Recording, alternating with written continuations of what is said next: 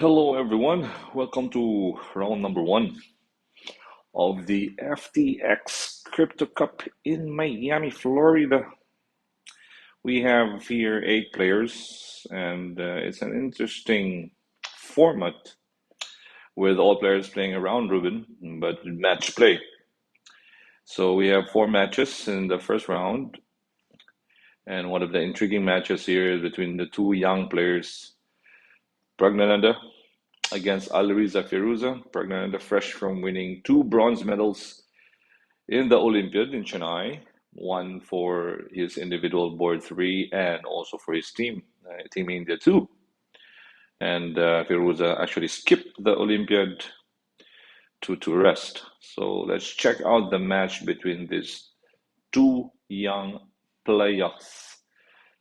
Okay, first game was a Berlin. And I actually like the transformation of this game. Started with e4, of course. e5, knight f3, knight into c6, bishop to b5, knight into f6, castles, knight takes e4. Okay, and it's an invitation to the Berlin. If you play d3 here, this is the anti-Berlin. Yeah. If you don't want to go into the Berlin, you can play d3 and play some normal Roy Lopez line. So castles, knight takes into e4, rook e1, knight goes d6, knight takes e5, bishop e7, white keeps his bishop on f1, takes, castles, knight c3. All right, white tries to go for knight e5 here. Firouzja went for knight e8. If you stop knight e5, for example, you play c6, white will go for d4. And if you delay, if you play knight e8, and white gets that important space with d5. So Firouzja went back for knight e8, and here knight e5, bishop d6, rook into e1, c6, knight e3, knight f5.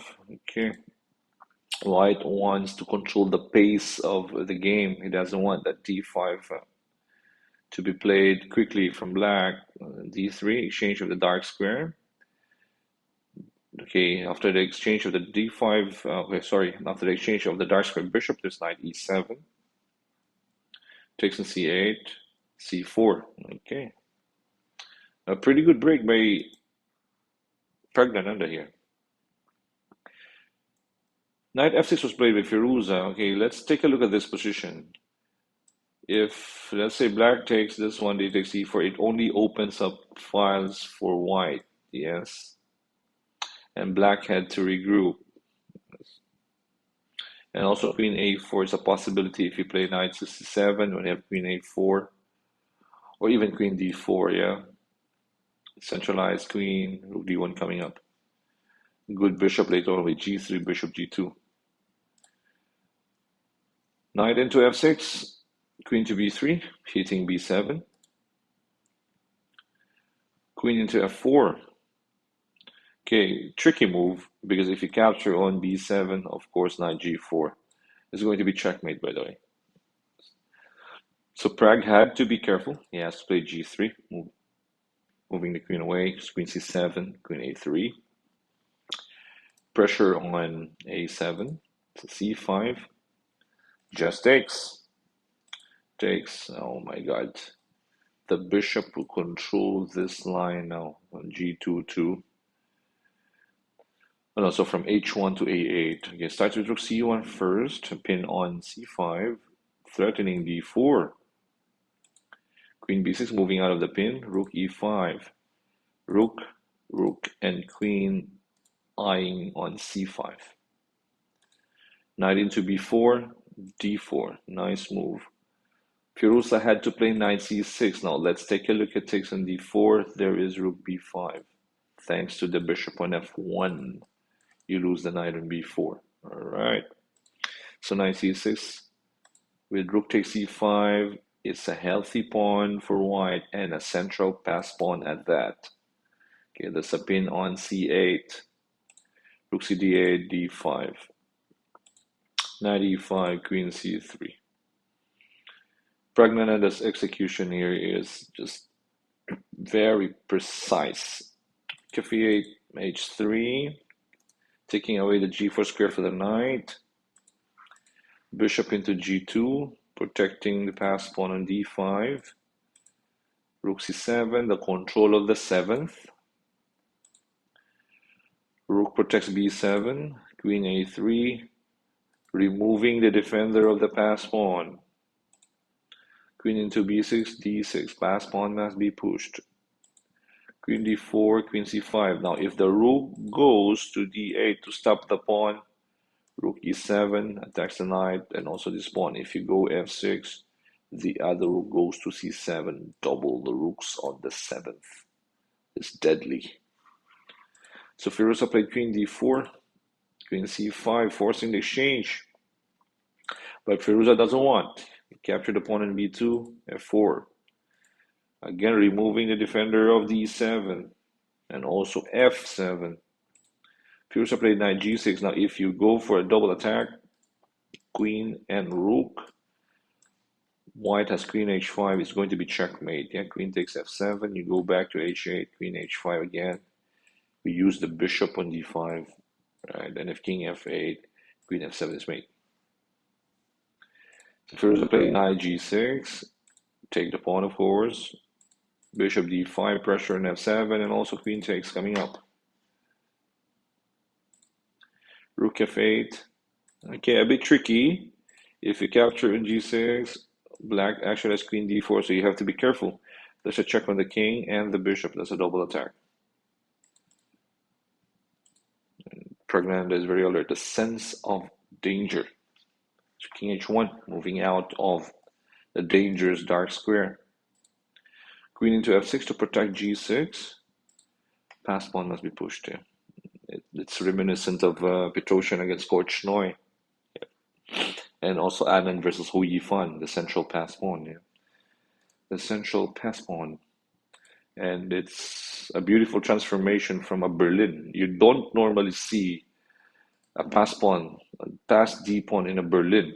Because Berlin is normally the E file one, just one open file, the E file. Yeah, but not in this case where you have a pass pawn on a D file. Bishop E4, transferring the pressure on B1 to H7. Rook to D8, queen F5. Okay, protects the pawn on D7 at the same time. Right, a battery on H7 here. Queen into A3, king H2, protecting G3. Rook C2, queen A4, and then H4. The threat is H5. Black is just dead. Nothing for black. So Firouzja resigned. And this game, of course, winning the first game sets the tone for the match. It was an important win by Pragnan and a strong win again by the young Prag. Again, in the second game, Pragnanandhaa was fine. Okay, if you look at, let's go to the position where, okay, let's go straight to the critical moment here. Rook c7. Firouzja blundered with rook c7. But Pragnanandhaa countered blunder bishop a6. So Firouzja went on to win with knight g4. Now in this position, Pragnanandhaa has rook to b3, which he missed. Now threatening rook b1, you're forced to go knight f3 here. Rook to b1, yeah. Rook to c2, for example. Rook takes e1, knight takes e1, knight takes c2. And black has an exchange. Yes. Black wins the exchange and most probably wins the game. But with a counter blunder, Firouzja tied up the game with knight g4.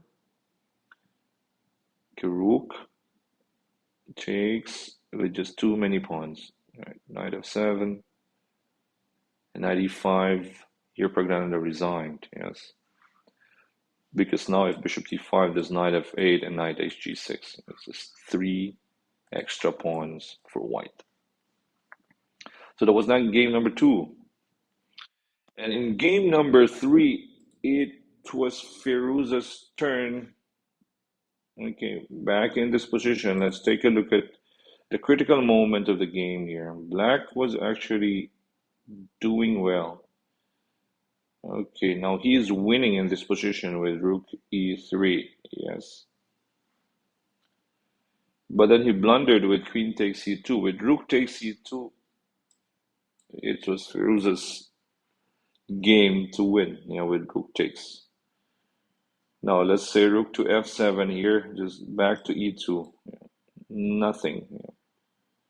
Because Pragnanandhaa couldn't take on d4, there's queen takes f3. Beautiful queen takes f3.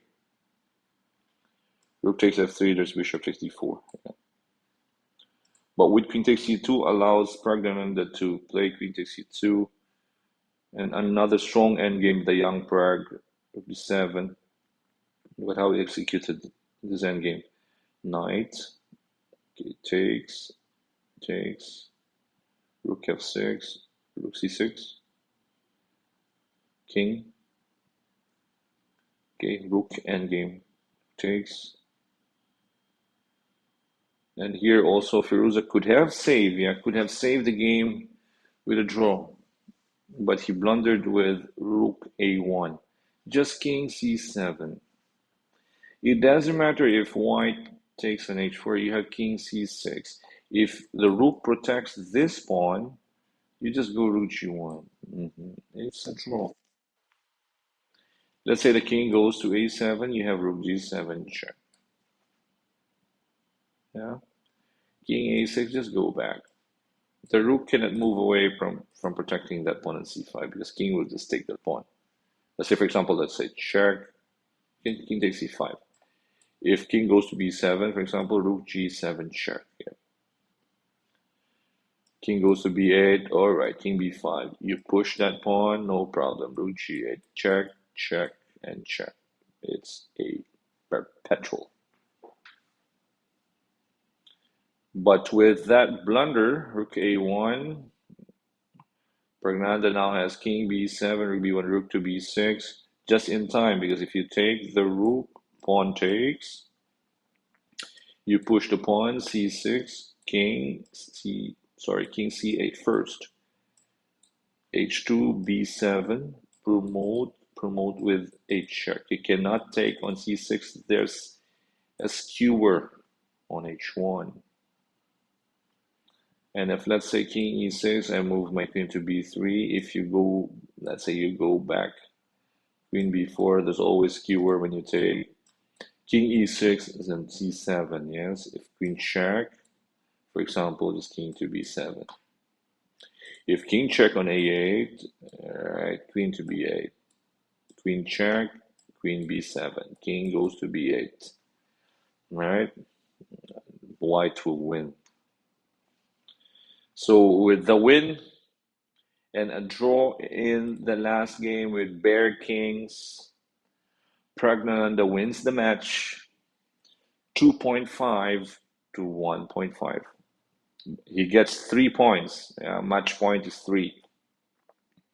So that's a good start. That's a good start for Pragnanandhaa winning over Alireza Firouzja. So the young phenom.